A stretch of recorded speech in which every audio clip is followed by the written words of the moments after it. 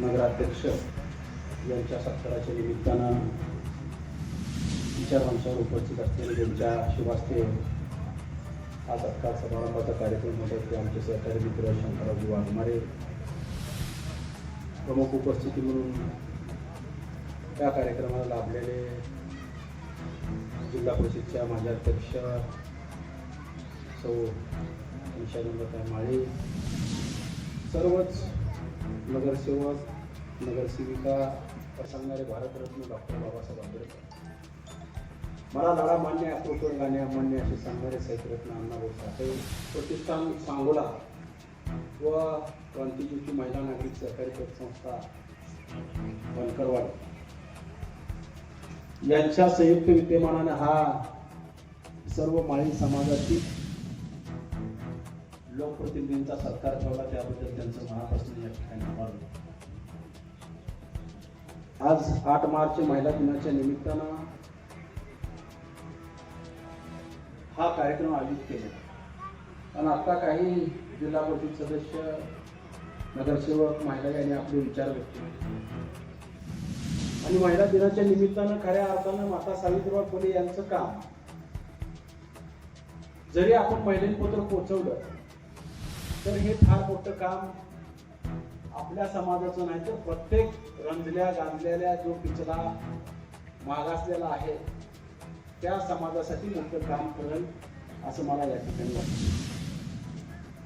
आणि आज प्रस्तावना करत असताना आमचे सहकारी मित्र सोमनाथ यांनी सांगितलं की प्रत्येक वेळेला आपला माळी समाज वेगवेगळ्या कामाच्या निमित्तानं आम्ही एकत्र आलो आणि खरं आहे हा माळी समाज प्रत्येक वेळेला वेगवेगळ्या कामाच्या निमित्तानं एकत्र येतो, पण एकत्र आल्यावर काय करायचं हेच पुढे आपल्याला माहित नसेल की एकत्र तर येतोच, पण एकत्र आल्यावर पुढे आपण काय करायचं याच्यावर देखील खऱ्या अर्थानं मंथन होणं खऱ्या अर्थानं गरजेचं.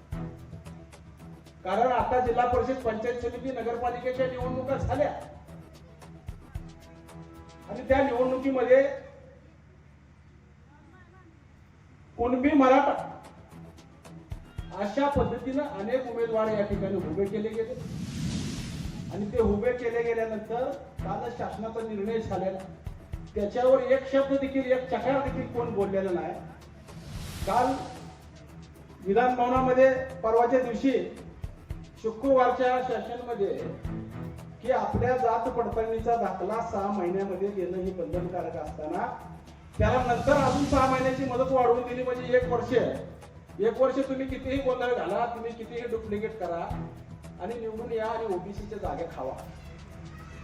अशा पद्धतीने या राज्यामध्ये लढाई असताना खऱ्या अर्थानं माळी समाज हा महाराष्ट्रामध्ये सर्व साई, माळी, कोळी, तेली, तांबोळी, कोची, कुंभार, सुतार, लोहार, वंजारी या समाजाचा मोठा भाऊ माळी समाज म्हणून या ठिकाणी रस्त्यावर येणं हे काळाची गरज असताना आपण किती जण रस्त्यावर आलो याचं देखील मंथन होणं या ठिकाणी काळाची गरज. आपण पाहिलेला आहे माळी समाज असताना या ठिकाणी या ओबीसी समाजाच्या 346 जाती असतील, नंतरच्या वाढलेल्या सर्व धरून 390च्या पुढे आज या ठिकाणी ओबीसी समाजामध्ये या सर्व जाती असताना धनगर समाज मोठ्या प्रमाणामध्ये ओबीसी समाजामध्येच या ठिकाणी येतो. ज्या वेळेला आपण पंचायत समिती, जिल्हा परिषद या निवडणुकीला उभा राहतो त्यावेळेला धनगर समाज देखील ओबीसी म्हणूनच या ठिकाणी, वंजारी समाज देखील ज्या वेळेला निवडणुका लागतील त्यावेळेला तो ओबीसी समाज म्हणूनच येतो. पण ज्या वेळेला नोकरी देण्याची वेळ येईल, ज्या वेळेला शिक्षण देण्याची वेळ येईल, वंजारी समाजाला वेगळं आरक्षण त्या 27% मधला, धनगर समाजाला वेगळं आरक्षण त्या 27% मधला आहे, पण माळी समाजाला आपल्या वेगळं आरक्षण नाही. सगळ्यात मोठा यात तोटा कुणाचा झाला तर माळी समाजाचा खऱ्या अर्थानं तोटा झालेला आहे. आणि याच्यासाठी आपली येणारी पिढी जर आपल्याला अधिकारी बनवायची असेल, तहसीलदार बनवायचा असेल, पीआय बनवायचा असेल, वेगवेगळ्या स्पर्धा परीक्षामध्ये आपल्या समाजातील सर्वच ओबीसी समाजातील जर या ठिकाणी मुलं यायची असतील तर हा लढा आपल्यावर सोडून तुम्हाला आम्हाला या ठिकाणी बसून चालणार नाही. हा लढा आपण पुढे लढला पाहिजे. एकीकडे जरांगे पाटील या ठिकाणी लढत असताना सर्व मराठा समाजानं त्याच्या मागे ताकद उभा केली. भुजबळ साहेब आपल्या एकीकडे लढत होते, वेगवेगळे समाजाचे नेते लढत होते. त्यावेळेला माळी समाज जास्त संख्येने रस्त्यावर उतरला याचा मला अभिमान आहे. पण जशी लढाई लढायला पाहिजे होती तशी लढाई आजपासून या ठिकाणी झाली नाही आणि येणाऱ्या काळामध्ये तुम्ही लढचाल अशा प्रकारची अपेक्षा संबंध छोट्या छोट्या जातीला आहे की माळे आमचा मोठा भाऊ आहे आणि तो लढणार आहे आणि तो लढल्याशिवाय स्वतः बसणार नाही.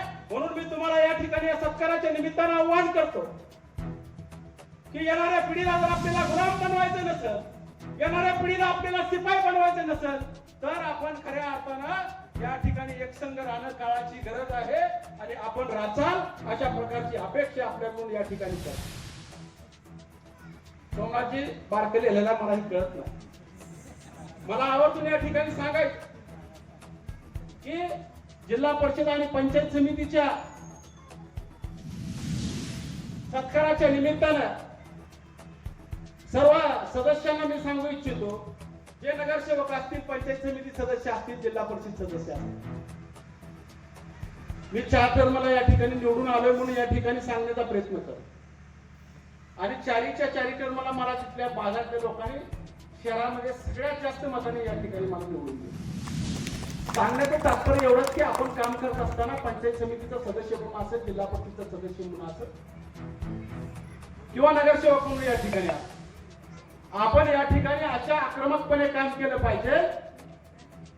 जो नगरपालिकेचा सीओ असेल, पंचायत समितीचा बीडीओ असेल किंवा जिल्हा परिषदचा मुख्य अधिकारी असेल, या ठिकाणी आपल्या अधिकाराची जाणीव पहिल्यांदा आपण करून घेतली.